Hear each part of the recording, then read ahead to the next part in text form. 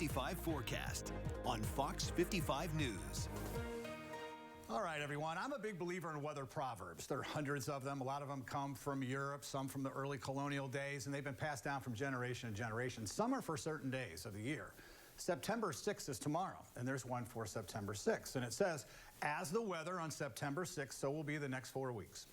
Well, I certainly hope so, because this forecast doesn't get any better. A few clouds, a blemish. The only blemish really is not the clouds. It's not even a chance of rain. It is that we're looking at winds.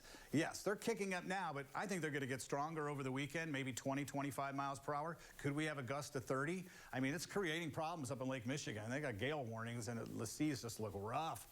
16-mile-per-hour wind at Fort Wayne and Huntington, 17 in Bluffton and Decatur. How about these numbers? 15 in Auburn. That's quite breezy. Now, the temperatures are still warmer than yesterday. It takes a while for that cooler air to flush into the area, and it will. Dew points are already low and in the 40s. 42, that's pretty. 39, Marion.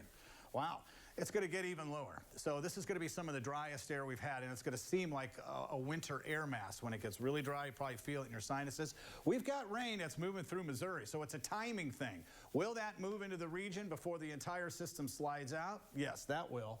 But we're going to see some winds come off of Lake Michigan, and maybe that could spark a little bit of a passing shower, but it's really not a great chance. So the front with a fast horse, already to the east, sliding to the east coast. Here comes that big, beautiful H. High pressure is going to pump our blood. We eat better, we sleep better, we work harder, right? 2 out of 3 isn't bad unless you've got outside plans. I know the wives are probably saying, honey, the garage needs to be cleaned out.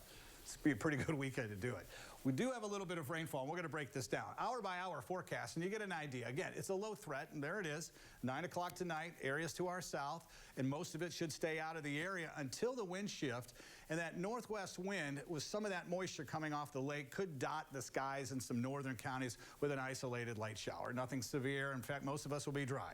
How about this? When you look at the edge of the screen, well, it's hard to see. Half of North Dakota is under a freeze watch already.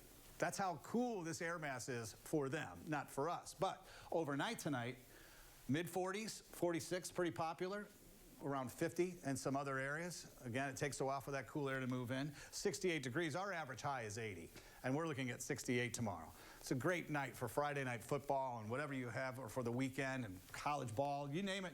There we go. That colder air that's been with us can't stay with us forever. It retreats. So the middle of next week, I think we're going to see temperatures above average. But then it gets really, really nice again.